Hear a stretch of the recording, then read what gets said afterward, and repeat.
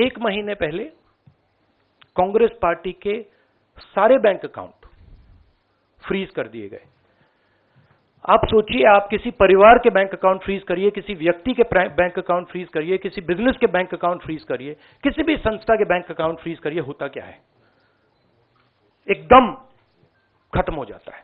अगर आपने किसी परिवार का बैंक अकाउंट फ्रीज कर दिया, भूखे मर जाते हैं। वो कांग्रेस पार्टी के साथ किया जा रहा है। एक महीने पहले यह हुआ और किसी संस्था ने, हिंदुस्तान की संस्था ने, किसी कोर्ट ने, किसी इलेक्शन कमीशन ने चूं तक नहीं कहा। सब ड्रामा देख रहे हैं।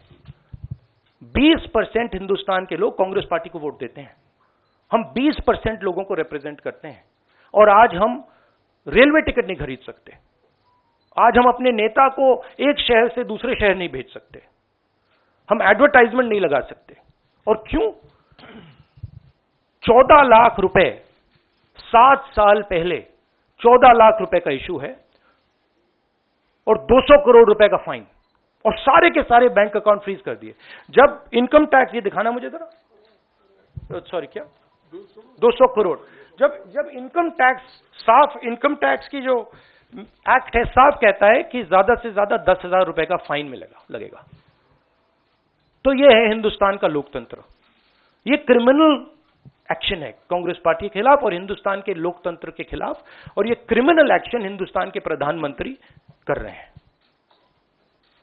मेरी विनती है कि जो हिंदुस्तान के इंस्टीट्यूशंस हैं, जो वो अपने आप को हिंदुस्तान के इंस्टीट्यूशंस मानते हैं, डेमोक्रेसी को प्रोटेक्ट करते हैं, लोकतंत्र को प्रोटेक्ट करते हैं, हिंदुस्तान के कोर्ट्स हो, हिंदुस्तान का इलेक्शन कमीशन हो, वो इसके बारे में कुछ करें। और यह कहना कि हिंदुस्तान दुनिया की सबसे बड़ी डेमोक्रेसी, झूठ है। यहां कोई डेमोक्रेसी नहीं है। बिगेस्ट ऑपोजिशन पार्टी का आपने बैंक अकाउंट बंद कर दिया और एक महीने कोई कुछ नहीं बोल रहा है। केसरी जी के टाइम से नोटिस आया है। तो अजीब सी सिचुएशन है।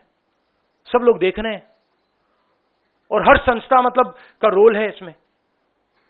कोर्ट्स का रोल है, इलेक्शन कमीशन का रोल है। आप सब लोगों का बहुत बहुत स्वागत है।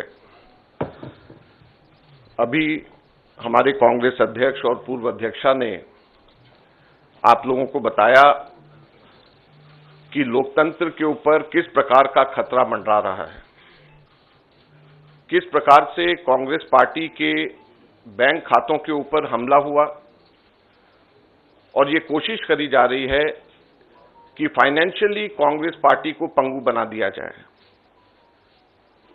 ये केवल कांग्रेस पार्टी के खातों पे नरेंद्र मोदी सरकार का हमला नहीं है, बल्कि भारत के लोकतंत्र पे हमला है।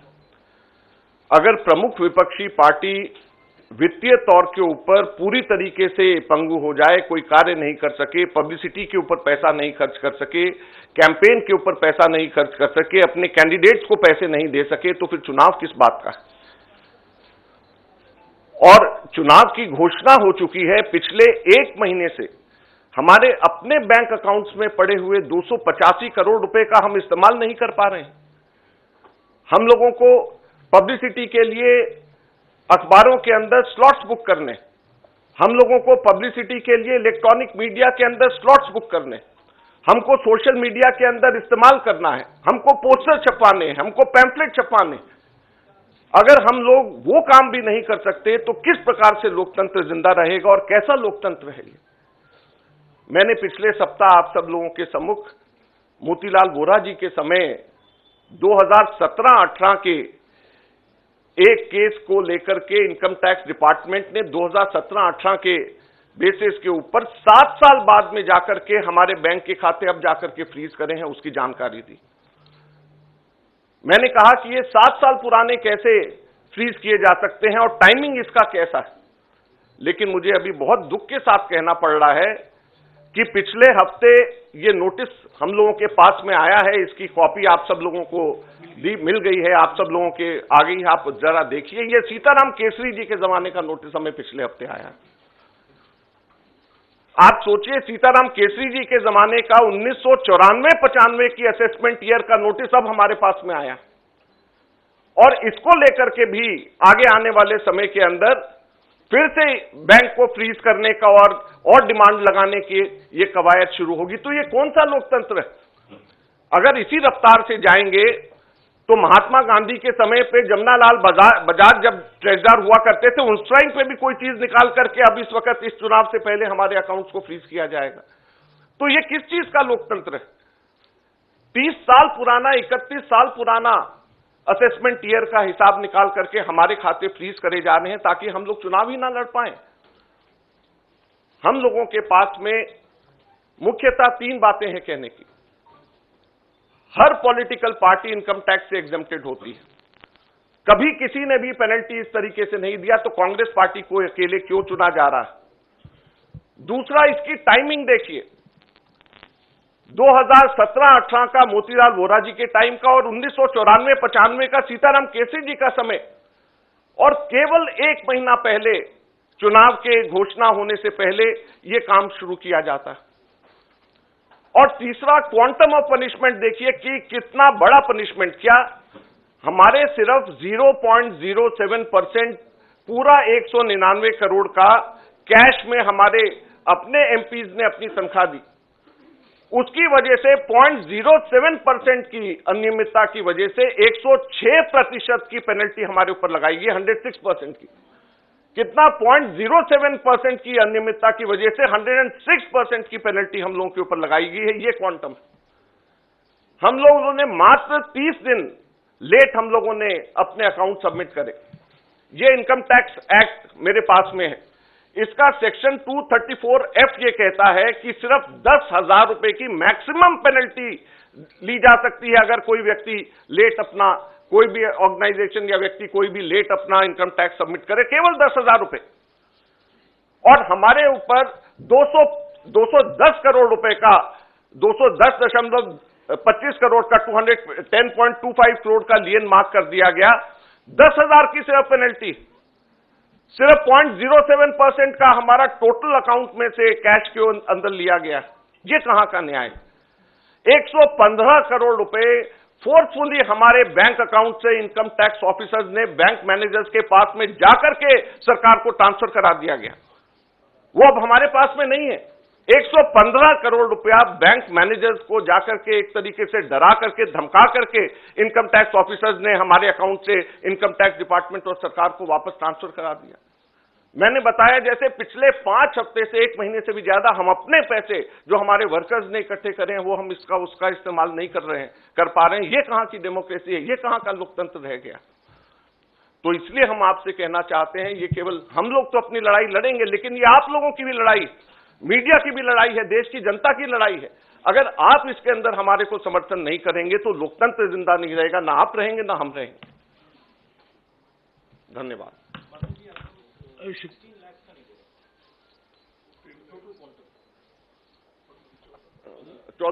हमारा टोटल जो है 14,40,000 बनता है, जो 0.07% है। तो सिर्फ 14,40,000 जो हमारा 0.07% है, उसकी वजह से हमारे को ऊपर 210 करोड़ रुपए से भी अधिक का हमारे ऊपर लियन मार्क करके हमारी पेनल्टी लगाई गई है। तो आप सोचिए 14,40,000 के बदले 210 करोड़ रुपए की पेनल्टी हमारे ऊपर लगाई गई है। ये कहां का लोकतंत्र है? The issue we are taking up today is extremely serious, as Congress President has just mentioned. This issue affects not just the Indian National Congress, it impacts our democracy itself most fundamentally. A systematic effort is underway by the Prime Minister to cripple the Indian National Congress financially. Funds collected from the public are being frozen, and money from our accounts is being taken away forcibly. However, even under these most challenging circumstances, we are doing our very best to maintain the effectiveness of our election campaign. On the one hand, there is the electoral bond issue mentioned by Congress President Kharge ji. which has been declared unconstitutional by the Supreme Court. The electoral bonds have benefited, as everyone knows, the BJP hugely, massively. On the other hand, the finances of the principal opposition party, the Indian National Congress, are under a determined assault. This, we all believe, is unprecedented and undemocratic. आप सभी को नमस्कार। आज इस press conference में हमारे नेता पूर्व अध्यक्ष श्रीमती सोनिया गांधी जी और हमारे पूर्व अध्यक्ष श्री राहुल गांधी जी और मंच पे बैठे हुए हमारे पार्टी के ट्रेजरर, सेक्रेटरीज और दूसरे साथियों, ये एक विशेष प्रेस कॉन्फ्रेंस है। मैं, क्योंकि ये पहली बार हमारे नेता इस चंद इश्यू पे वो कहेंगे और राहुल जी भी अपनी बात आखिरी में रखेंगे। मैं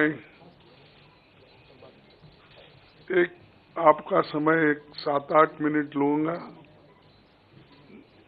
और बाकी डिटेल्स में कुछ कहना है उसको टेक्निकली हमारे ट्रेजरर आपसे संबोधित करेंगे। दोस्तों, ये तो 18वीं लोकसभा के आम चुनाव की घोषणा तो हो चुकी है। देश का हर एक नागरिक इसमें भाग लेने के लिए उत्सुक है। भारत पूरी दुनिया में अपने लोकतंत्र मूल्यों और आदर्शों के लिए जाना जाता है। किसी भी लोकतंत्र के लिए निष्पक्ष चुनाव अनिवार्य होता है, एसेंशियल होता है। साथ ही ये भी अवश्य होता है कि सभी राजनीतिक दल के लिए लेवल प्लेइंग ग्राउंड यानी समान लेवल प्लेइंग फील्ड हो, सभी के पास समान रूप से संसाधन हो।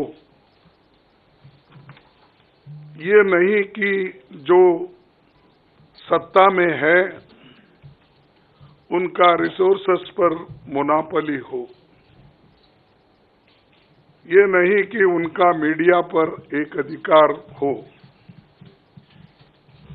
ये नहीं कि सत्ताधारी दल का संवैधानिक तथा न्यायिक संस्था जैसे आईटी, ईडी, इलेक्शन कमीशन, इन अपने दूसरे ऑटोनमस बॉडीज पर प्रत्यक्ष अथवा परोक्ष नियंत्रण हो। दुर्भाग्य से जो पिछले दिनों में सुप्रीम कोर्ट के हस्तक्षेप के बाद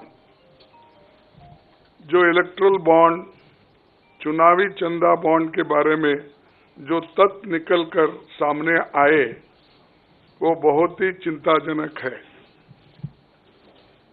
शर्मनाक भी है, क्योंकि इससे हमारे देश के छवि को ठेस पहुंची है। हमारे देश ने पिछले 70 सालों में निष्पक्ष चुनाव और स्वस्थ लोकतंत्र की छवि बनाई थी, उस पर प्रश्न चिन्ह आज उठ गया है।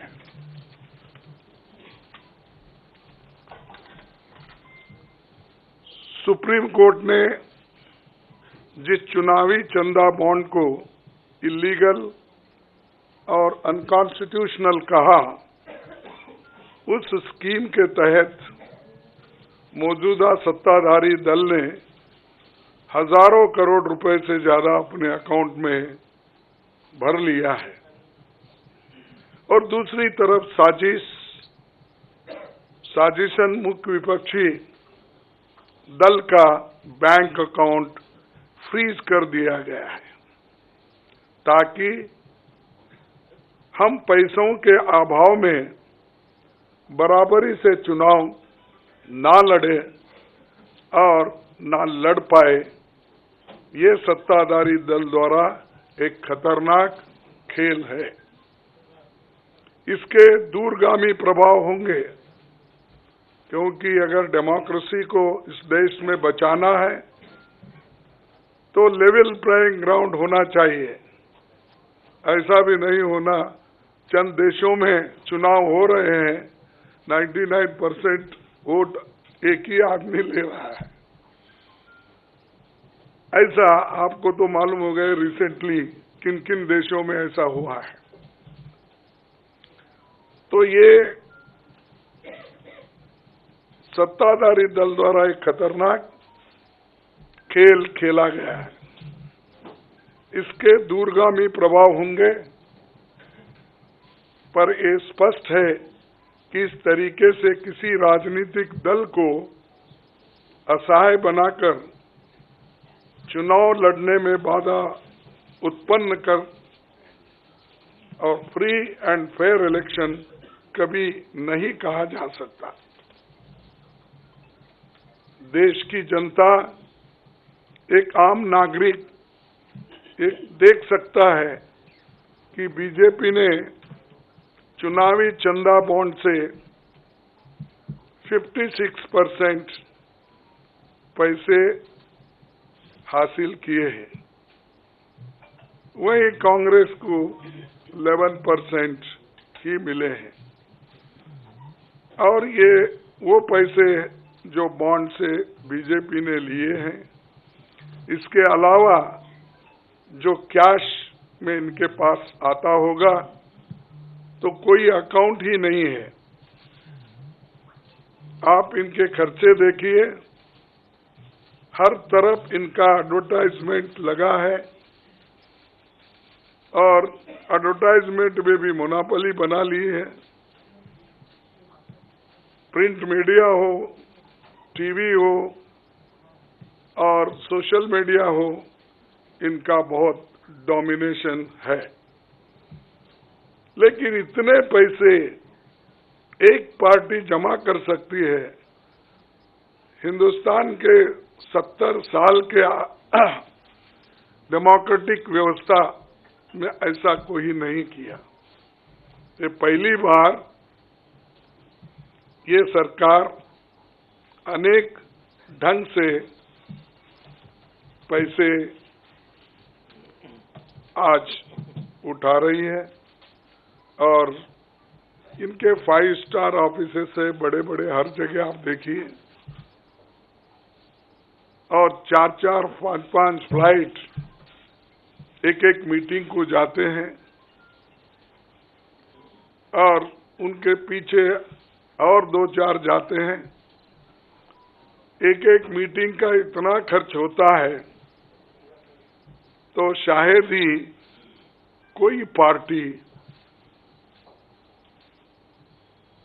अपोजिशन पार्टी उसका 10% भी नहीं कर सकती मुकाबला। मैं कहना नहीं चाहता कि बीजेपी ने किस तरीके से कंपनियों से पैसे लिए, क्योंकि सुप्रीम कोर्ट तथ्यों की जांच कर रही है। हमें उम्मीद है कि सच्चाई बहुत जल्द हम सब के सामने आएगी। और अंत में मैं देश के संवैधानिक संस्थाओं से अपील करता हूं कि अगर वो फ्री एंड फेयर इलेक्शन चाहते हैं तो हमारी पार्टी को बगैर किसी रोक टोक से बैंक अकाउंट्स का इस्तेमाल करने दे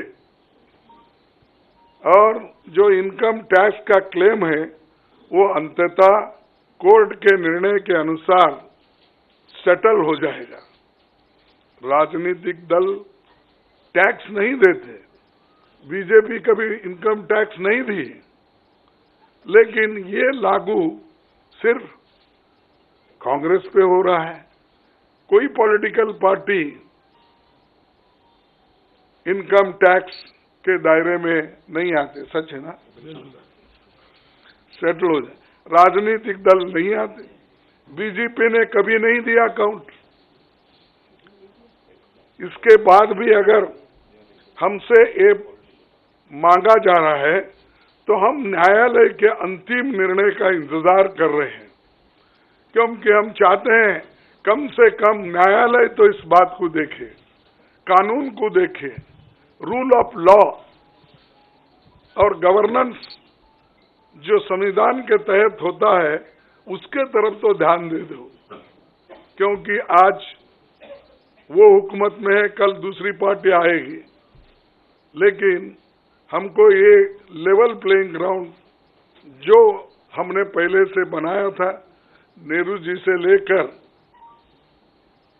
हम 89 और बाकी के लोग भी, जब इवन वाजपेयी थे उस वक्त भी ऐसा नहीं था। लेकिन यहाँ ये 18वीं लोकसभा का चुनाव जो हो रहा है, इसमें हम सब देख रहे हैं, ये कुचल रहे हैं, सप्रेस कर रहे हैं और हमको चुनाव लड़ने के स्थिति में वो नहीं छोड़ना चाहते हैं और पैसे को तंग तबाह करके वो एक तरफा इलेक्शन कर लेना चाहते हैं।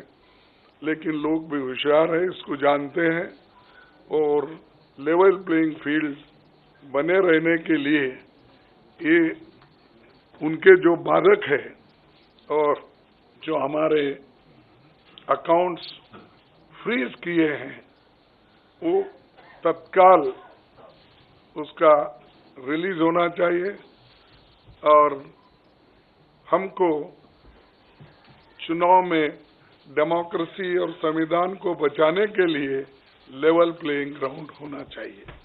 धन्यवाद।